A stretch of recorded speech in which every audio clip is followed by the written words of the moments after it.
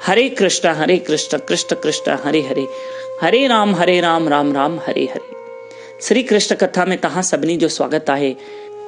Gemmell भगवान श्री राम 14 साल बनवास पे वने त जीअं भगवान अयोध्या खां निकितो त सभु अयोध्या वासी रोअन पिया।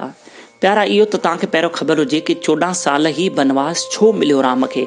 12 साल न, 13 साल न, 18 साल न, 20 साल न, 14 साल ही छो? उन जा 2 कारण आहिनि। हिकु त रावण, जेको रावण हो न, उन जी बाक़ी ज़िंदगी 14 साल रहियल हुई, सम्झो। ऐं भगवान राम रावण खे मारण वारो हो।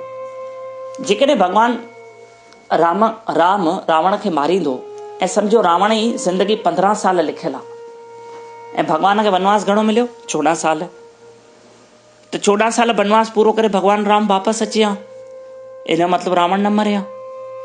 जेकॾहिं 13 रावण जी ज़िंदगी में 13 साल हुजनि ऐं राम 14 साल वञे त 1 साल राम खे ईअं रहणो पिया वनवास में। रावण मारण खां पोइ छा करे भगवान राम?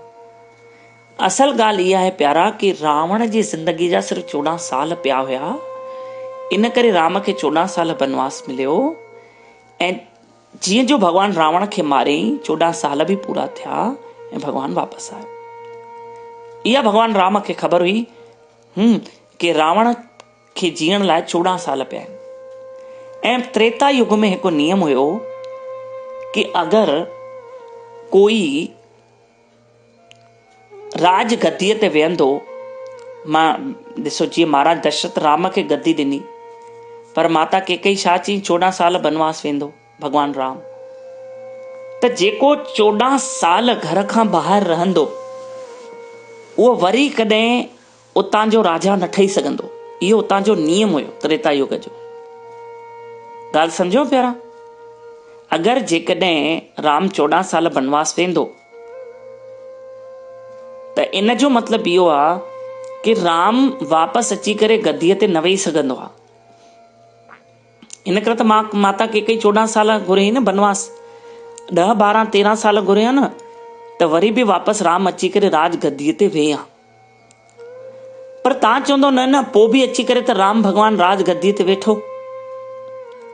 तव्हांखे इहो ख़बर हुजे कि राम खे 14 साल वनवास ॾिनो वियो ऐं भरत खे गद्दी ॾिनी वई न, पर भरत वेठो ई किथे? वेठो किथे? उन त भगवान राम जूं चाखड़ियूं रखी छॾियूं हुई, पादुका रखी छॾियूं हुई, चाखड़ियूं लकड़ीअ जी चप्पल थींदी आहे न। मतिलबु कोई बि राजा अगरि ॿाहिरि वञे थो त उन जी जॻह ते उन जूं चाखड़ियूं राज करे सघनि थियूं। मतिलबु चाखड़ियूं वेठियूं आहिनि, मतिलबु उहो पाण अची उन गद्दीअ ते वेठो आहे। मतिलबु 14 साल चाखड़ियुनि राज कयो, यानी राम ही राज कयो हुयो। ऐं 14 साल वनवास खां पोइ बि त राम ही राज कयो हुयो। प्यारा, राम भगवान स्वयं विष्णु आहे, माता जानकी आहे उहा लक्ष्मी आहे, है न। ऐं लक्ष्मण केरा? शेष नाग, जिते भगवान विष्णु सुम्हंदो आहे। राम केरा? पाण विष्णु आहे। लक्ष्मण विष्णुअ जो जेको शेष नाग आहे, उहो शेष नाग ही लक्ष्मण जो रूप वठी आयो आहे। प्यारा, भरत केरु हुयो? भरत केरु हुयो? भरत भगवान जे हथ में, विष्णु हथ में शंख हूंदो न, शंख। प्यारा, शंख ही भरत ठही करे आयो। पंचजन्य शंख, उन शंख भगवान विष्णु हथ में ॾिसो शंख हूंदो अथव, उहो शंख ही भरत अथव। ऐं भगवान हथ में सुदर्शन चक्र हूंदो अथव, उहो चक्र ही शत्रुघ्न अथव। चक्र ही शत्रुघ्न अथव। ठीकु आहे प्यारा। इन करे भगवान राम खे 14 साल जो वनवास मिलियो।